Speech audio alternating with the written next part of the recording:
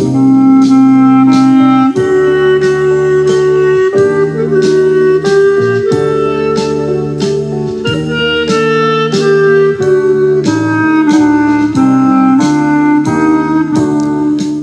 année, Rosh Hashanah tombe un Shabbat. Chaque fois que cela se produisait, le rabbi nous disait que nous devions faire de cette année une année shabbatique. Comment pouvons-nous faire d'une année entière une année qui soit un long Shabbat? Le rabbi l'a expliqué de nombreuses fois de différentes manières. Et voici une façon de rendre notre année une année shabbatique. Shabbat est un jour de repos. Nous cessons de faire tout travail créatif, toute malacha. Et nous avons la possibilité de passer plus de temps à étudier, à prier et à réfléchir à notre connexion avec Hachem. Pendant tous les autres jours de la semaine, nous avons beaucoup de choses à faire. Nous devons effectuer toutes sortes de tâches, de mlachot, pour prendre soin de nos besoins matériels, la gashmiyut. Alors comment pouvons-nous faire de toute une année shabbatique, puisque nous sommes dans la matérialité? Nous ne pouvons cesser de faire ces mlachot-là pendant toute une année. Nous devons cuisiner, travailler, écrire, voyager. Tout d'abord, nous pouvons nous assurer de consacrer un temps supplémentaire à l'étude de la Torah, ainsi qu'à la Tfila. C'est une façon de la rendre shabbatique. Et nous pouvons nous assurer que lorsque nous faisons nos activités quotidiennes, nous réfléchissons à la manière dont elles nous aideront à rester en connexion avec Hachem.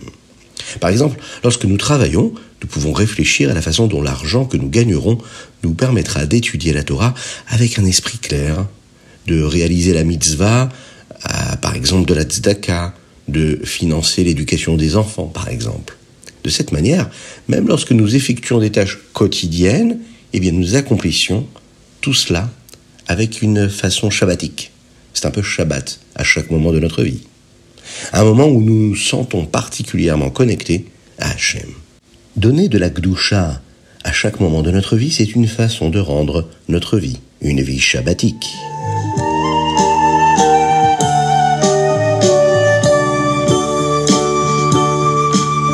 Boker Tov Lekoulam, bonjour à toutes et à tous, infiniment heureux de vous retrouver pour partager avec vous le Ritatu du jour. Aujourd'hui, nous sommes jeudi de la Parashat Haazinu. Nous sommes le Chafret Elul 5783, Shnatakel, l'année du rassemblement. Commençons tout de suite avec notre Chumash. Pour empêcher le peuple juif de commettre davantage de péchés, Hachem pourrait laisser les nations du monde nous faire du mal et nous faire la guerre. Et là, à ce moment-là, les nations du monde pensent que c'est parce qu'ils sont intelligents et aussi très très forts. Mais pas du tout. S'ils étaient malins, ils sauraient que ce ne peut pas être vrai. D'ailleurs, ils ont essayé de combattre le peuple juif à travers l'histoire, tant de fois auparavant. Mais même avec leurs idoles, ils n'ont jamais remporté une seule guerre.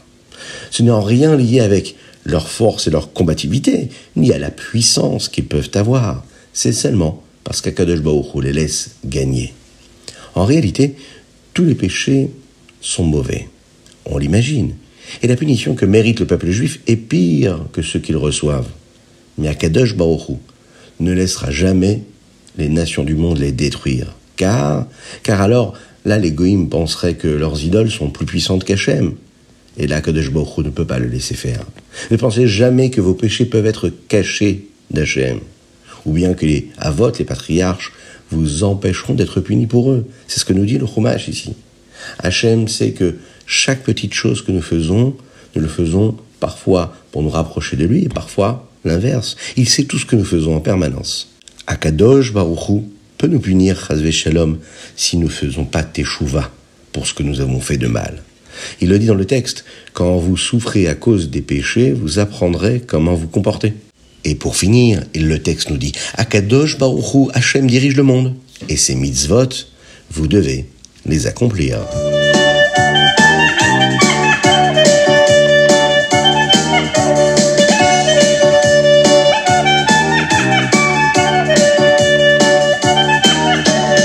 Et nous passons tout de suite au Tehilim du jour. Mais avant cela, est-ce que vous avez pensé à mettre la tzedaka? Parce qu'une petite pièce dans la tzedaka, et Mashiach arrivera.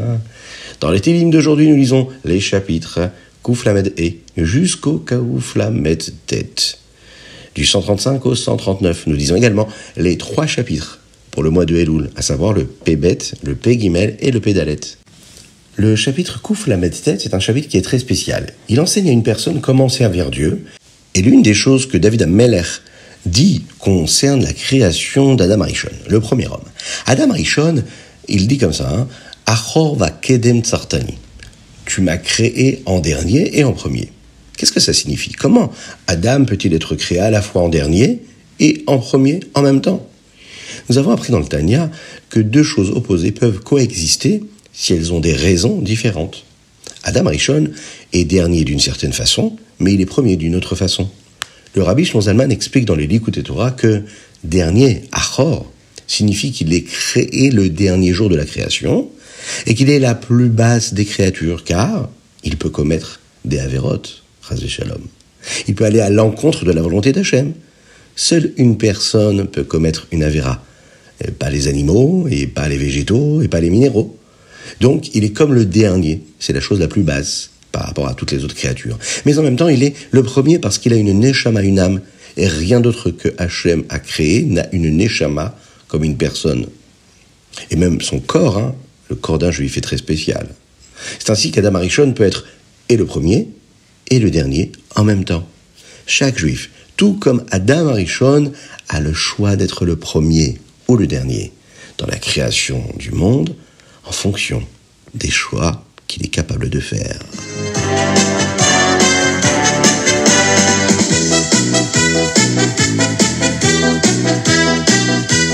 Et nous abordons le Tanya du jour, la Igeret HaKodesh, Siman Yud Chet.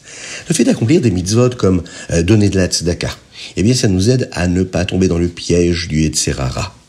Le Yetzer Hara nous fait tendre vers le mal. La tzedaka, ça nous protège de cela. Chaque juif a de l'amour pour Hachem qui est caché à l'intérieur de lui. En raison de cela, il veut toujours être proche de Dieu et il veut toujours agir de la manière dont Hachem le souhaite. Parfois, une personne peut oublier et penser que cela n'a pas vraiment d'importance si elle commet une avéra.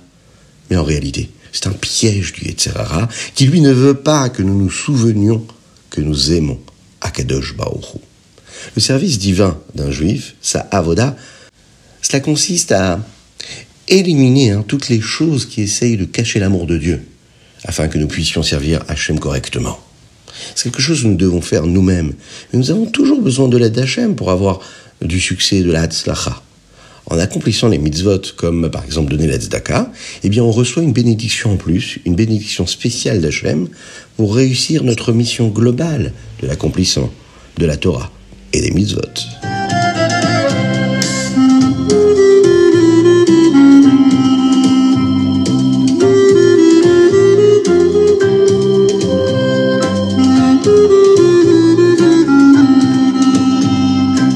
Tout de suite au Hayom Yom, nous sommes le Chafret Elul. Dans le Hayom Yom d'aujourd'hui, nous apprenons que quelqu'un qui donne de son temps pour la tzedaka ou pour renforcer le judaïsme sera bien récompensé par Hachem. Même si cela prend du temps, Hachem ne restera jamais en dette. Comment une personne devient-elle riche? A-t-elle simplement un bon travail ou bien c'est parce qu'elle travaille dur? Non, c'est simplement le kéli, le réceptacle que la personne prépare pour recevoir la bracha, la bénédiction d'Hachem. Ce qui rend une personne riche ou lui apporte d'autres bonnes choses dans la vie comme la bonne santé pour chacun, Bezrat Hachem, ou bien la joie de ses enfants, Bezrat Hachem, c'est toujours la bracha de Hachem. Alors comment nous pouvons obtenir cette bracha?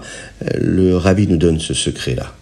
Il nous dit, c'est en étudiant la Torah, en accomplissant les mitzvot et en agissant de la manière dont Hachem le souhaite. Lorsque nous consacrons notre temps à faire notre mission, notre shlichut ici-bas sur terre, lorsqu'on propage le judaïsme, qu'on diffuse la Torah et les mitzvot, qu'on aide d'autres juifs avec ceux dont ils ont besoin, cela apporte des brachot particulières d'Hachem. Hachem ne doit rien aux gens pendant longtemps. Tout ce que nous faisons, il ne reste pas en dette. Il nous le rend très rapidement avec des brachot, avec des bénédictions et toutes les bonnes choses dont nous avons besoin.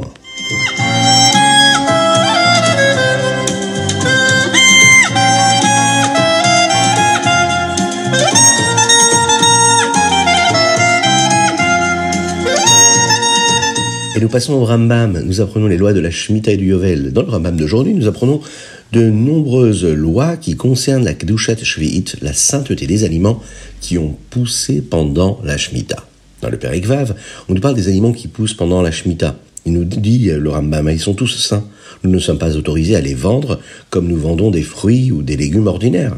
Nous ne pouvons en vendre qu'une petite quantité à la fois, suffisamment pour être consommé en une seule journée. Et l'argent que nous obtenons de leur vente devient lui aussi kadosh. Nous ne pouvons utiliser cet argent que pour acheter de la nourriture à manger. Une fois que nous achetons cette nourriture, l'argent perd sa sainteté. Et la nourriture que nous avons achetée acquiert là, à ce moment-là la Gdushat Shvi'it, la sainteté de la Shvi'it. Dans le chapitre 7, nous nous rappelons que nous sommes autorisés à récolter la nourriture qui pousse naturellement pendant la Shemitah pour la manger pendant la Shemitah. Mais une fois que ce type de nourriture cesse de pousser, eh bien nous ne sommes plus autorisés à la voir dans notre maison. Donc, une fois que les raisins sont tous récoltés pour l'année, et qu'il n'y a plus de raisins dans les vignes, nous ne pouvons pas les avoir à la maison non plus. Nous devons effectuer ce que nous appelons un biour, comme le biour hametz. On va le brûler de toute cette nourriture-là. Le jour de ce biour-là, de ce jour-là, on va brûler ce hametz. Nous pouvons essayer de distribuer les raisins ou les raisins secs de la Shemitah qui nous restent pour les manger ce jour-là. Et ce qui reste, eh bien, doit être brûlé. Dans le chapitre 8, chapitre Chet, Perek Chet, nous devons faire attention à ne pas aider une personne à commettre un péché en l'aidant à faire quelque chose d'interdit pendant la Shemitah.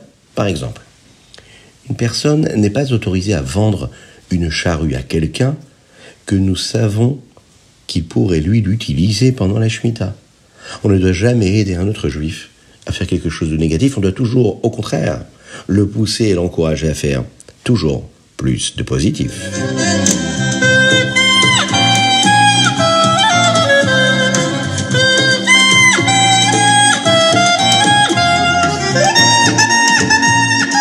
Et voilà, c'était le Ritat du jour. J'espère que vous avez passé un bon moment.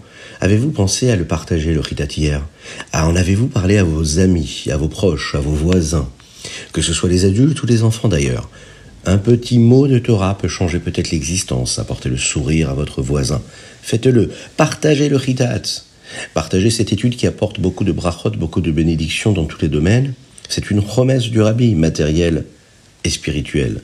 Faites-le, envoyez-nous vos dédicaces sur ritat.fr ou sur le WhatsApp du 06 61 76 87 70. Nous avons étudié aujourd'hui pour la Refoua Shelema, la guérison totale et complète de Avraham Nissim Ben Sultana. Nous avons également aujourd'hui étudié pour célébrer l'anniversaire, et je vous demande de vous lever. Si vous êtes dans la voiture, eh bien vous allez juste taper dans les mains. Vous pouvez danser sur place également, ne le faites surtout pas en lâchant le volant. Oui, c'est très important. Eh bien, l'anniversaire de Yehudit aujourd'hui qui célèbre, c'est 8 ans. Ah, j'ai cru qu'il était écrit 8 ans et demi sur ma note. Mais vous imaginez, et c'est vrai, et pourquoi on fêterait pas les demi-années ? Qu'est-ce que vous en pensez? Bon, si vous pensez qu'on devrait aussi célébrer les demi-années, à ce moment-là, envoyez-moi un petit message et on pourra le faire, Pourquoi pas? En tout cas, un très très grand Mazel Tov. Passez une excellente journée. Que Dieu vous bénisse et qu'il vous protège, qu'il vous inonde de bonté, de grâce, de miséricorde.